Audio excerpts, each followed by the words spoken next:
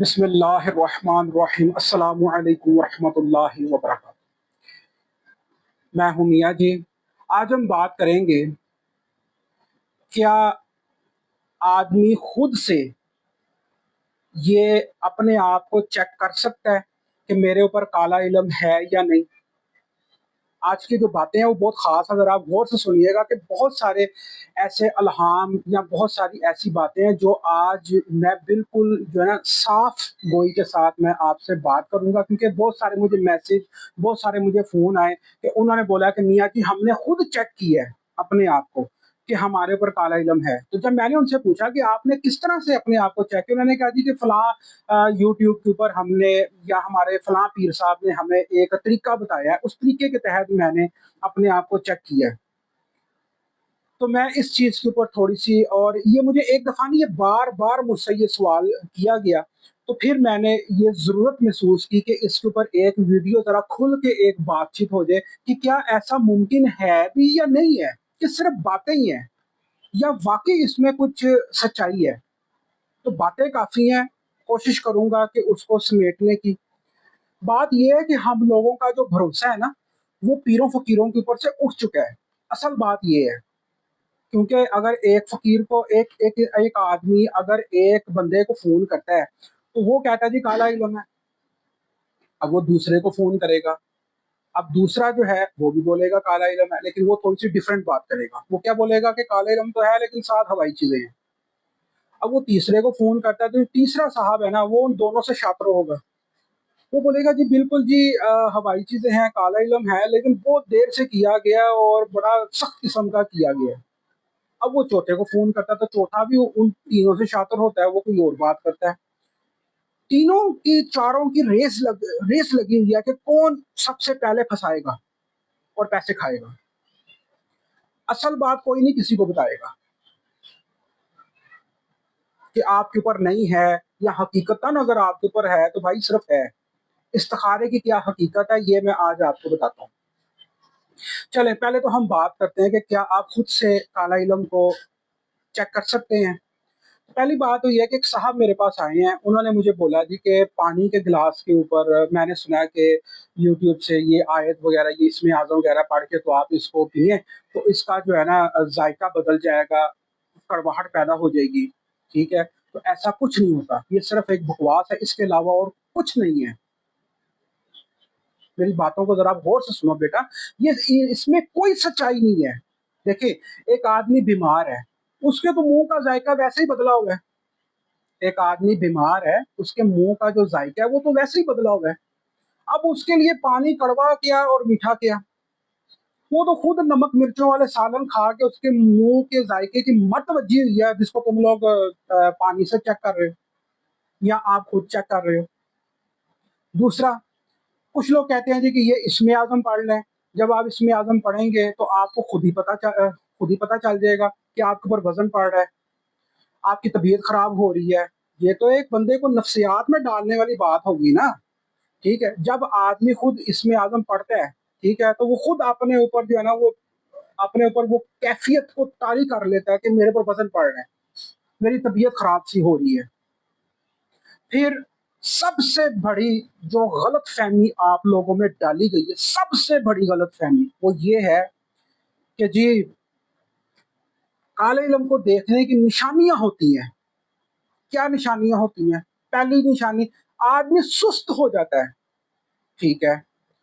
आदमी को गंदे-गंदे ख़्याल आना शुरू हो जाते हैं। आदमी नमाज़ नहीं पढ़ता।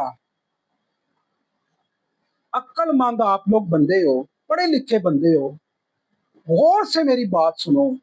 क्या ऐसा होता है कि कोई बंदा नमाज़ ना पढ़े तो ये निशानी है कि उसके ऊपर काला इल्म है? कोई बंदा सुस्ती वाला है या सुस्त हो गया है तो इसका मतलब है कि उसके ऊपर काला इल्म है? हैं? तो जो छोटे-छोटे बच्चे होते हैं, वो 2 दिन अगर स्कूल नहीं जाते, ठीक है? तो तीसरे दिन उनका जाने का दिल ही नहीं करता, इसका मतलब है कि फिर उसके ऊपर काला इल्म है। 3-3 महीने की, 2-2 महीने की छुट्टियाँ होती हैं बच्चों को स्कूल से, तो बच्चों का तो दिल भी नहीं करता कि स्कूल खुले, वो तो कहता है रब्बा स्कूल ही मर जाए, स्कूल जल जाए, स्कूल ना खुले।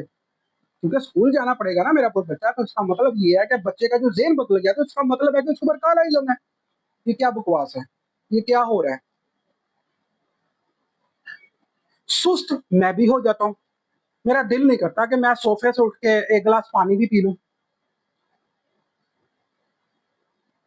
जो लोग नमाज नहीं पढ़ते, आप उनके बारे में क्या बोलेंगे? उनके ऊपर काला इल्म हो गया, इस वजह से उनका नमाज का दिल नहीं करता। ये वहम डाला जाता है आप लोगों के दिमागों में, क्योंकि उन बेचारों को तो खुद भी नहीं पता कि अब वो कौन सी निशानियां बताएं। काले इल्म को परखने की, काले इल्म को पकड़ने की बेटा कोई निशानी नहीं होती। ठीक है, अगर आपके हालात पहले अच्छे थे, अब आपके हालात खराब हैं, तो वो आपकी अपनी गलतियों से हो गए हैं खराब। कोई ना कोई तो गलत फैसला आपने किया होगा ना, जिससे हालात खराब हुए हैं। मैं ये नहीं कह रहा, ना ना बिल्कुल भी नहीं, कि काला इल्म नहीं होता, काला इल्म होता है। मैं सिर्फ निशानियों के ऊपर बात कर रहा हूँ कि ये लोग पिन पॉइंट एक्यूरेसी के ऊपर जो निशानियां पकड़ते हैं ना, वो गलत है। कारोबारी हालात ऊपर नीचे होते रहते हैं, लेकिन इसका ये मतलब नहीं है कि काला इल्म हो गया है। हर कारोबारी आदमी के ऊपर काला इल्म हो गया अगर वो गरीब हो गया तो। वजह ढूंढो कि उसका कारोबार तबाह क्यों हुआ है, वो गरीब क्यों हुआ है, उसका कारोबार मुतासर क्यों हुआ है। जब आप अक्लमंदी से वजह ढूंढोगे ना, तो आपको पहली वजह जो सामने आपके आएगी वो खुद की गलतियां होंगी, कि गलत फैसले कारोबार के लिए गए, अच्छे टाइम पे गलत फैसले लिए गए, तो आज ये दिन देखना पड़ रहा है। फिर कपड़ा नाप लो, लोग कहते हैं जी कि आपको नहीं यकीन है तो आप खुद कपड़ा नाप लें, ये भी बकवास है। जब आप ये गिठ रखते हो, ठीक है, एक गिठ दूसरी गिठ जब आप रखते हो, तो बेटा कोई गारंटी नहीं है कि जो एक गिठ है वो आमल साहब हल्का सा हाथ को ढीला कर ले। खुद चेक कर लो, आपका ऑटोमेटिकली खाम खा आपका जो गिठ है ना वो थोड़ी सी छोटी हो जाएगी, तो जो निशान लगा होगा ना उसमें इतना सा फर्क आ जाएगा। तो इसका क्या मतलब है कि आपके ऊपर काला इल्म है? ऐसी कोई बात नहीं है, आपके ऊपर काला इल्म नहीं है, ये तो ढोंग है।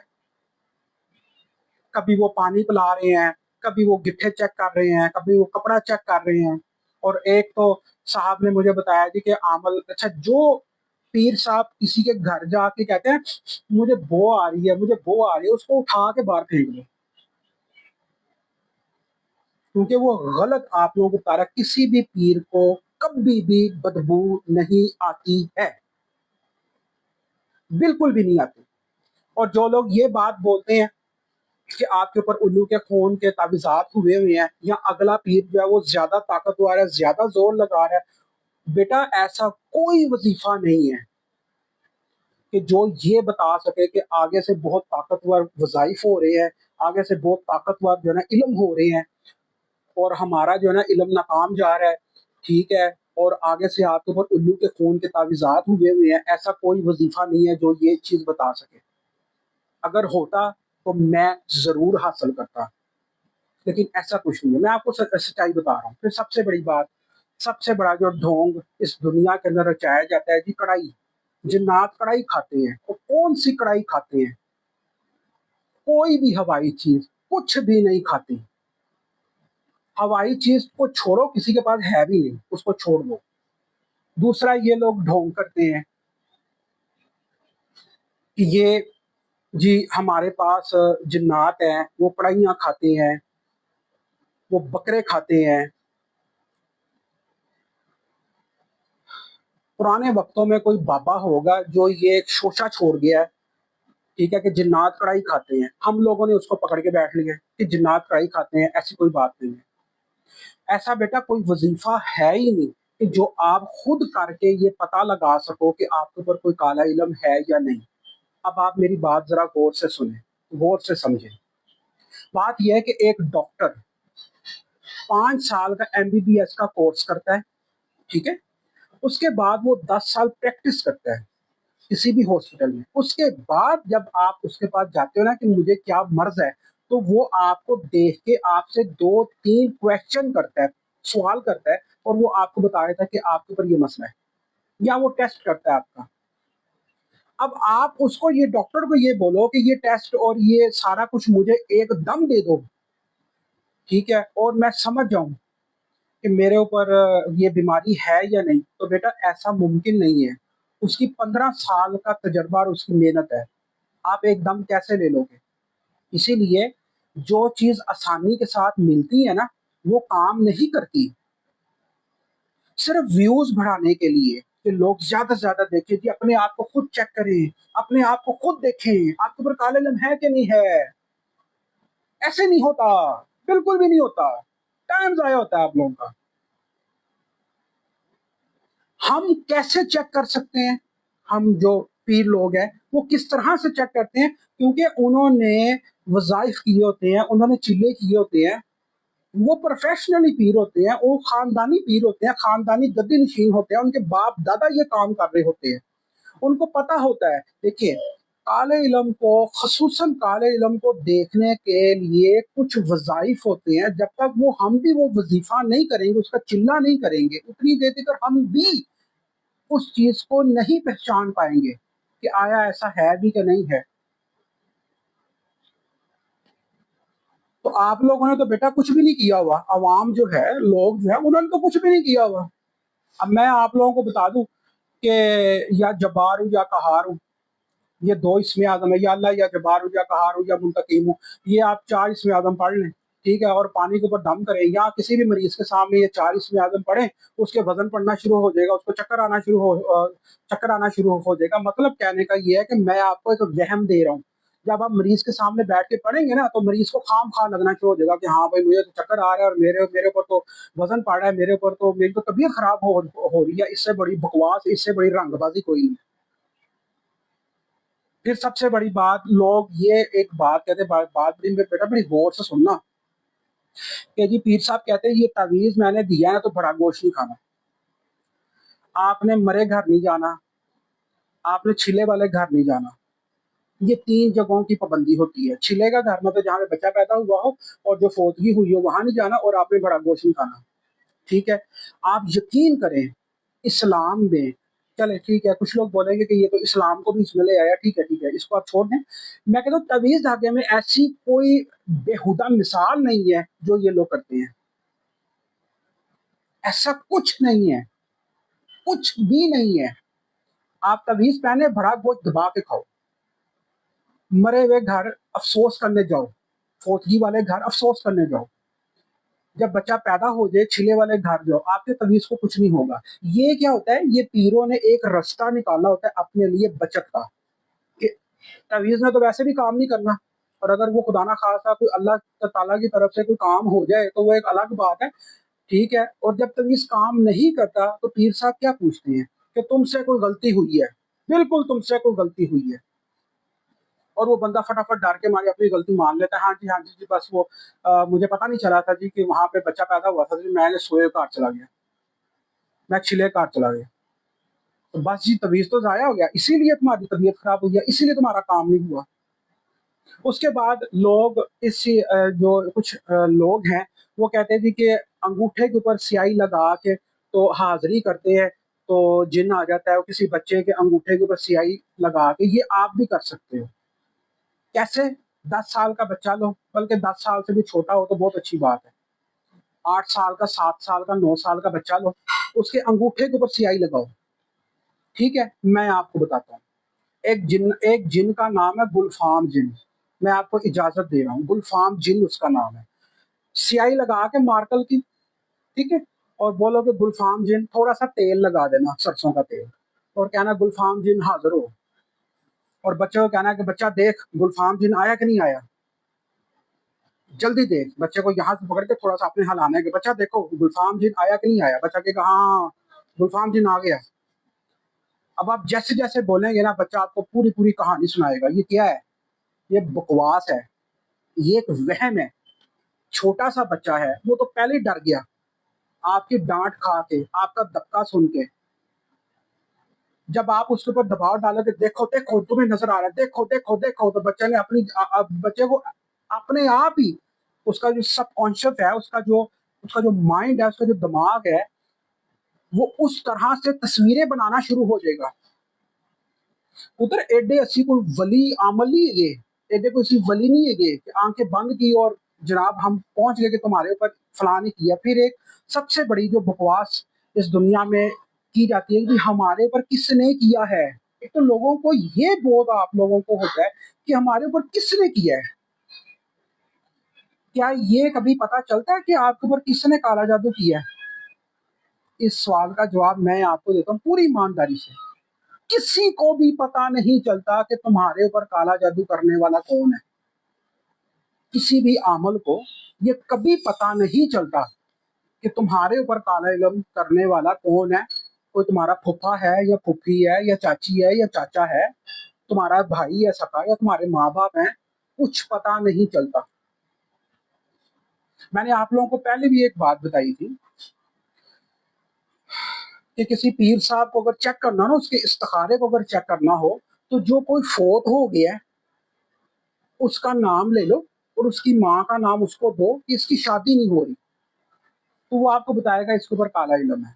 लो जी, वो 20 साल पहले जो बंदा फोत हो गया था, ठीक है, उसके ऊपर काला इल्म है। इनके इस्तिखारे चेक करो, आप लोगों का हादसा नहीं रुकेगा।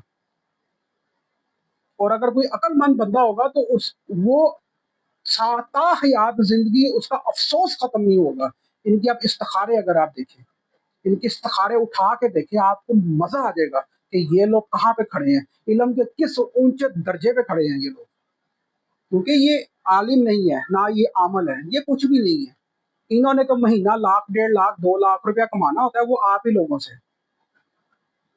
लिहाजा ऐसा कोई वजीफा नहीं है बेटा जो आप लोग खुद से चेक कर सको।